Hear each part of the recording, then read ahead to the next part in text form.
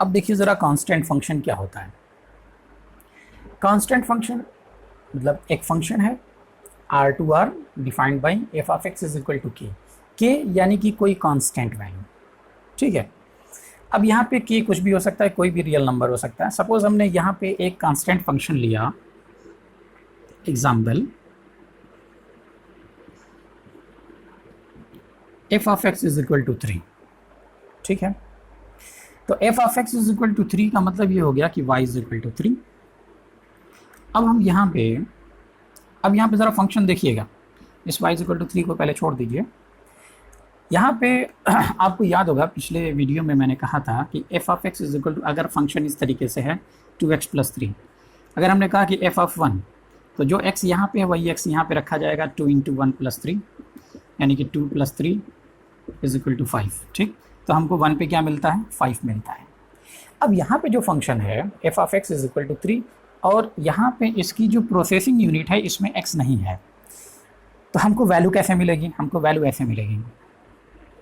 हमने F of 1 लिया तो 1 इसमें गया, ठीक, और उसके साथ कुछ भी नहीं हुआ, सीधे सीधे हमको क्या मिला, 3। तो कांस्टेंट फंक्शन ऐसा होता है कि जो इनपुट रहेगा उस पर जो आउटपुट है वो कांस्टेंट रहेगा। ठीक है, वो चीज़ नहीं बदलेगी। यहाँ पे कांस्टेंट कोई भी कांस्टेंट हो सकता है, हमने सिर्फ 3 मान लिया है। तो अब यहाँ पे आप देखिए 1 पे 3, फिर हमने कहा 0, तो एफ ऑफ 0 पे क्या मिलेगा हमको, इस पे भी 3। एफ ऑफ -1, इस पे भी 3। -1 यहाँ नहीं जाएगा क्योंकि इसकी प्रोसेसिंग यूनिट में x नहीं है। ठीक, तो -1 हमने इसको इनपुट दिया लेकिन आउटपुट में हमको हमेशा क्या मिलेगा, 3 मिलेगा। तो हम कह सकते हैं कि हमारा जो बॉक्स बना हुआ है इसमें जो पॉइंट्स हैं उसमें क्या क्या है, ये x ये y। अगर हमने -1 लिया तो उस पर भी हमको 3 मिलेगा, अगर हमने 0 लिया तो उस पर हमको 3 मिलेगा, अगर हमने 1 लिया तो भी उस पर हमको 3 मिलेगा। ठीक, तो हमने देखा कि इस फंक्शन का इनपुट कुछ भी है लेकिन उसका आउटपुट हमेशा कांस्टेंट है, इसीलिए इस फंक्शन को कांस्टेंट फंक्शन कहते हैं। चलिए अब इसके ग्राफ की बात करें, क्योंकि जब इसका ग्राफ हमको मिलेगा तो वहीं से हम इसके डोमेन और रेंज की बात करेंगे। तो सबसे पहले ये ग्राफ हमने ड्रॉ करना शुरू किया, x एक्सिस y एक्सिस, 0 1 2 3 1 2 3 1 2 3 1 2 3। ठीक है, आप ग्राफ पेपर का यूज़ कीजिएगा, ग्राफ पेपर पे इसको बना के अपनी कॉपी में पेस्ट कर लीजिएगा। अब हम आते हैं -1। ठीक है, तो -1 पे हमको क्या मिलेगा, 3, फिर 0 पे 3, 0 पे हमको क्या मिलेगा, 3, फिर उसके बाद आए हम 1 पे हमको क्या मिलेगा, 3। अब इन सभी पॉइंट्स को मिला दिया जाए और हमको मिलेगा एक सीधी लाइन। ये ग्राफ है। पहले हमने आइडेंटिटी फंक्शन देखा, आइडेंटिटी फंक्शन का ग्राफ ऐसे बना हुआ था। ये कांस्टेंट फंक्शन है तो कांस्टेंट फंक्शन का ग्राफ ऐसा है। जैसे f of x is equal to 3, तो वाई एक्सिस पर यहाँ 3 होगा, वहीं से ये लाइन जाएगी। अगर हमने कहा f of x is equal to 2, तो ये 2 से होकर के जाएगा। अगर हमने कहा f of x is equal to -5, तो -5 से होकर के ये लाइन जाएगी। ठीक है, यानी जो ग्राफ बनेगा कांस्टेंट फंक्शन का वो पैरेलल टू एक्स एक्सिस बनेगा ऑलवेज।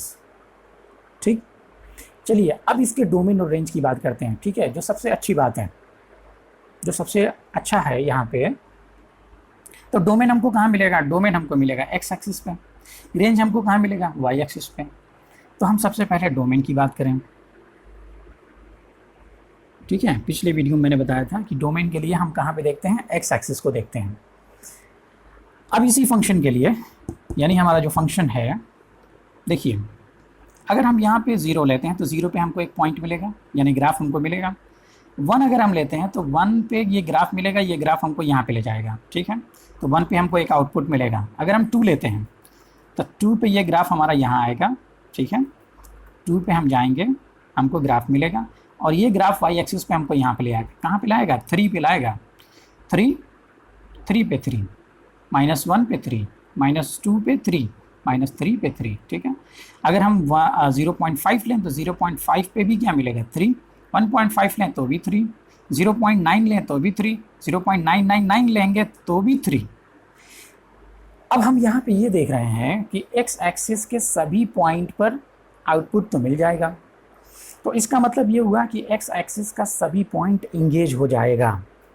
ठीक है, अगर एक्स एक्सिस के सभी पॉइंट पर, जैसे मान लीजिए देखिए ग्राफ अगर हम ऐसे बनाते हैं, सपोज आप सोच रहे होंगे कि ये कैसे हो रहा है, मान लीजिए ये ग्राफ ऐसे है, यहीं से यहाँ से शुरू हुआ और आगे जा रहा है, तो इस एक्स एक्सिस पे आपको क्या मिलेगा, ये पॉइंट और उसके बाद यहाँ पे एक पॉइंट मिलेगा। अगर हम यहाँ पे ये सोचें कि ये मान लीजिए कि -1 है, हम सोचें कि -1 पे हमको आउटपुट कहाँ मिलेगा, तो -1 पे अगर हम नीचे गए तो भी हमको ग्राफ नहीं मिला, -1 के ऊपर गए तो भी हमको ग्राफ नहीं मिला। तो जब हमको ग्राफ ही नहीं मिलेगा तो हम वाई एक्सिस पे पहुँचेंगे कैसे? ठीक है, तो वाई एक्सिस पर पहुंचने के लिए हमको क्या चाहिए, ग्राफ चाहिए। तो हम यहाँ पे देख रहे हैं कि पॉजिटिव एक्स एक्सिस की तरफ हम कोई भी पॉइंट लेते हैं तो इस पॉइंट पे हमको ग्राफ मिल जाएगा ऊपर जाने पे, और इस ग्राफ से हम सीधे वाई एक्सिस पे आ सकते हैं। ठीक, तो पॉजिटिव एक्स एक्सिस पे हमको आउटपुट मिल जाएगा इस ग्राफ का, लेकिन निगेटिव एक्स एक्सिस पे कहीं ग्राफ नहीं है, इसलिए हमको वाई एक्सिस पे कोई पॉइंट नहीं मिलेगा। तो हम कह सकते हैं कि एक्स एक्सिस यानी पॉजिटिव एक्स एक्सिस इंगेज है, लेकिन निगेटिव एक्स एक्सिस इंगेज नहीं है। तो इसका डोमेन क्या होगा, सिर्फ पॉजिटिव एक्स एक्सिस। ठीक है, मैंने एक एग्जांपल लिया इस चीज़ को समझाने के लिए कि वैल्यू कैसे इंगेज होती है। तो हम वापस अपने ग्राफ पे आते हैं। तो हमारा अपना ग्राफ क्या है, हमारा अपना ग्राफ ये है कि हम एक्स एक्सिस का यानी पॉजिटिव एक्स एक्सिस का कोई भी पॉइंट ले लें, उस पर हमको ग्राफ मिल जाएगा, और उस ग्राफ पे जो हमको आउटपुट मिलेगा वो 3 मिलेगा। निगेटिव एक्स एक्सिस पे कोई भी पॉइंट ले लें, उस पॉइंट पे हमको ग्राफ मिल जाएगा, और उस ग्राफ पे हमको आउटपुट क्या मिलेगा, वो 3 मिलेगा। तो इसका मतलब ये हुआ कि ये पूरा एक्स एक्सिस इंगेज है, -इनफाइनाइट से लेकर के 0 तक और 0 से लेकर के +इनफाइनाइट तक। ये होता है real number, set of real number.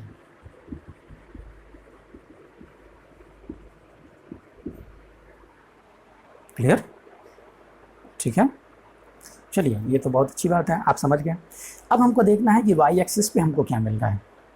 तो हम ये देख रहे हैं कि एक्स एक्सिस पे कोई भी पॉइंट लें, वाई एक्सिस पे सिर्फ एक सिंगल पॉइंट हमको मिलेगा 3। जब भी हम कोई पॉइंट लेंगे तो हमको 3 मिलेगा, यहाँ पे कोई पॉइंट लेंगे तो हमको 3 मिलेगा, यहाँ से कोई पॉइंट लेंगे तो 3 मिलेगा। इसका मतलब ये हुआ कि वाई एक्सिस पे आउटपुट में सिर्फ एक पॉइंट मिल रहा है।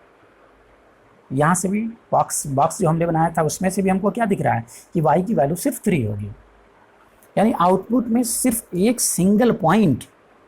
तो हम कह सकते हैं कि ये जो रेंज हुआ ये तो 3 हो गया। जो रेंज है वो क्या है, एक छोटा सा सेट जिसमें एक सिंगल वैल्यू है, रेंज। ठीक है, तो अब हम यहाँ से इसके जनरल फॉर्म को देखें।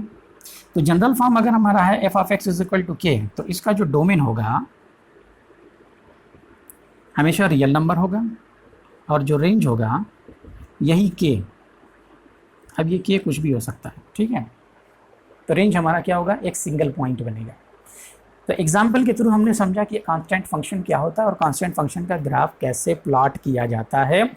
जब हम ग्राफ प्लॉट कर लेंगे तो उस ग्राफ से हम डोमेन और रेंज किस तरह से हम फाइंड आउट कर सकते हैं। ठीक है, चलिए बहुत अच्छी बात है।